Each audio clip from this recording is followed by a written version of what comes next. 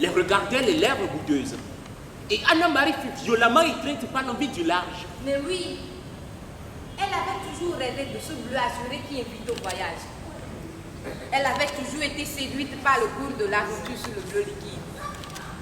Partir sur les houles de la grande eau, à défaut de s'envoler sur les ailes du vent. Comme le faisaient certains esclaves lorsque, à bord des voiliers qui les convoyaient vers le Brésil, ils préféraient se jeter à la mer plutôt que d'accepter l'infini de la souffrance. Mets la main sur mon cœur. Tu entendras le nom pour lequel il bat. Tu sais que sans sacrifice, il n'y a pas d'amour. Je sais que sans Samuel, il n'y a pas de vie, Anna Maria. Tu as dit que le traversée de la terre. Nous l'avons traversé. Tu as dit que nous allions arriver à la vie de la vie donnée de sa vie. La vie nous a donné un peu de sa vie, Anna Maria. Tu as dit que nous traverserions. Mais l'horizon ne nous a donné que ses illusions. T'attendre encore de la vie. C'est toi, Anna. Je t'en prie, tais-toi. Anna Maria, tu t'entends donc à t'offrir un spectacle? Si tu es bien né de mon sang, pourquoi agis-tu ainsi? Es-tu devenue folle? Oui, maman, je suis devenue folle, voilà. C'est bien ce que je pensais. Ce Vaurien a réussi à tout mélanger dans ton crâne. Il n'est pas ce Vaurien. Il n'est pas ce que vous pensez de lui. C'est lui qui fait battre mon cœur. C'est lui qui m'a mis. L'amour! Mais qu'est-ce que tu en sais, hein? Tu as à peine sorti de là de pipi et tu me parles d'amour. Arrête de tes apprentissages passés, suis-moi. Jamais. Jamais, maman. Je suis prête à tout te pardonner. Tu as jeté la salissure sur notre famille. Tu as évité tous nos secrets sur le toit de cette fille. Je suis prête à passer un coup de compte, mais il faudrait que tu me reviennes. Je pensais que tu allais changer, maman. Que toutes les épreuves que nous avions traversées allaient te permettre de me comprendre. Mais je vois malheureusement que tu es restée la même.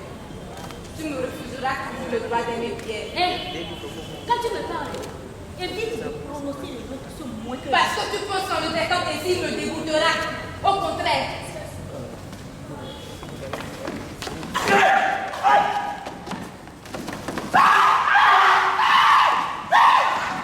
Une morsure déchirante. Le sang gicla de sa bouche et rougit violemment l'eau. Et je le hurla à ébranler la mer.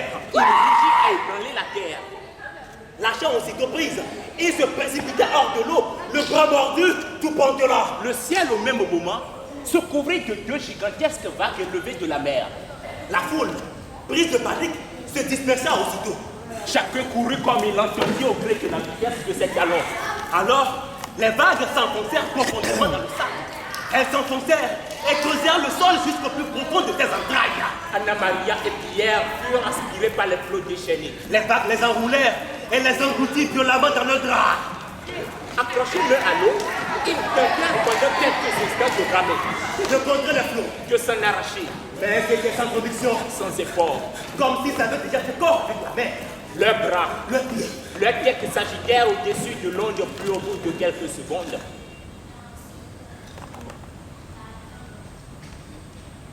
Le silence. Un silence nu et total qui plana sur la plage, surplomba le temps et se cousit à l'éternité. Mère Domato était restée sur la berge, affolée par la violence du spectacle. La vieille dame ne comprenait pas. Elle ne comprenait pas que l'étendue salée fût si lisse et si uniforme après tant de remous. Elle ne comprenait pas qu'elle fût si calme et si muette une seconde seulement, après avoir endiablé la terre. Comme un monstre. Le bleu liquide refusait de cracher ce qu'il avait avalé.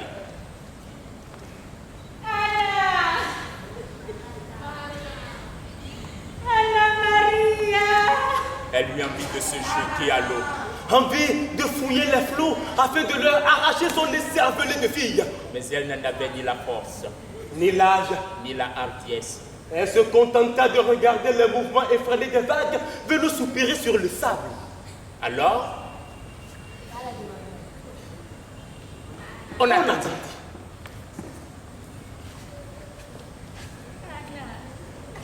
On attendit longtemps. On attendait jusqu'à ce que le fil du silence se rompe.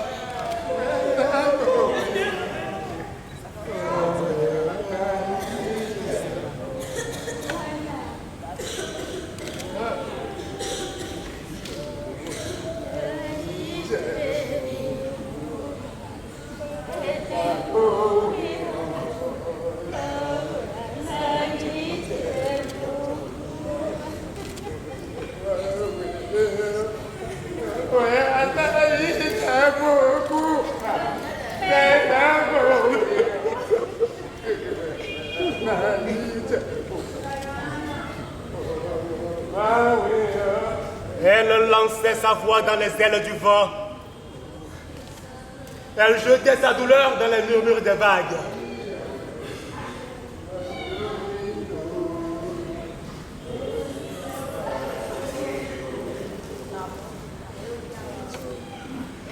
Le soleil dansa sur ton front quand tu te réveillas. Frère, petit frère en âme, il joua sur ton crâne, dessinant comme une gerbe d'étincelles en son milieu. Tu soufflas et tu jetas ton regard encore engourdi sur l'alentour. Un alentour vert, Des arbres, des herbes, des cocotiers et en face, la mer. le drap bleu le plus étendu du monde, Aussi calme qu'immobile. aussi lisse qu'impressionnant. Tu te souviens, tu te soudain tu te rappela qu'elle t'avait porté dans son giron. Tout le temps de la nuit, avec son ébullition sauvage Ces vases, et le balancement effréné de ce corps accroché à toi.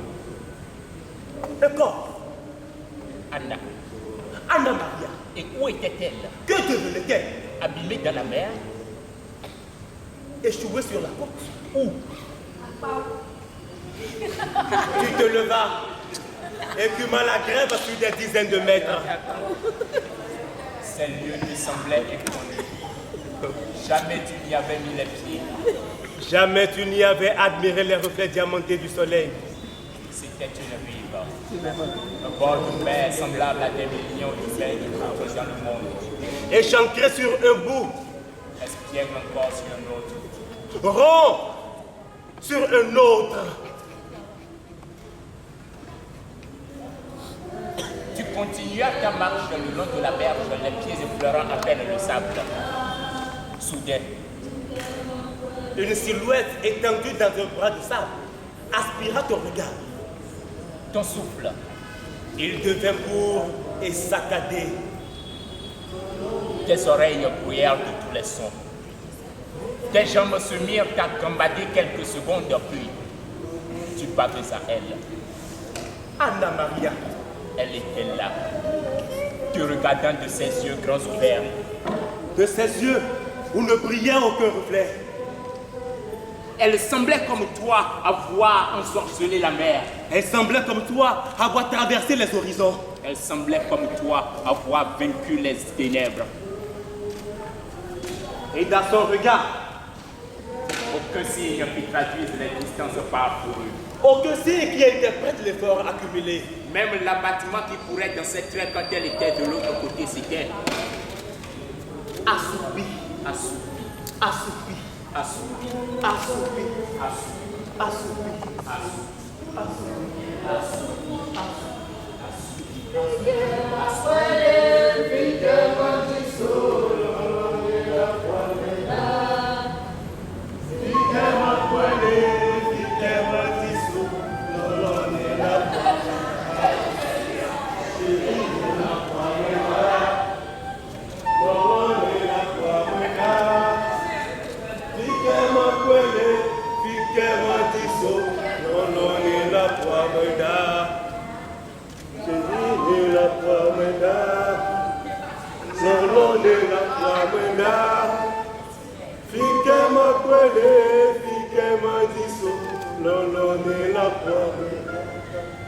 Anna Maria, Je suis la pierre. tu es restée intacte. Je resterai toujours intacte. La mort épare l'homme. Elle nous redonne l'intégrité de son corps.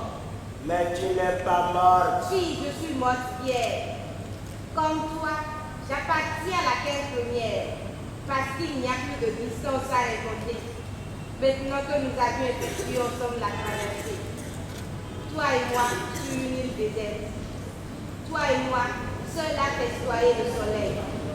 C'était notre rêve là-bas, tu te souviens? On se souvient toujours des lieux où naissent nos rêves. Et ce sont les rêves qui nous rendent vivants. Viens maintenant m'observer dans tes bras. J'ai besoin de la violence de ton corps, de la chaleur de ta soupe. J'ai besoin d'habiter en toi maintenant que le silence a reçu nos vies. Viens, viens.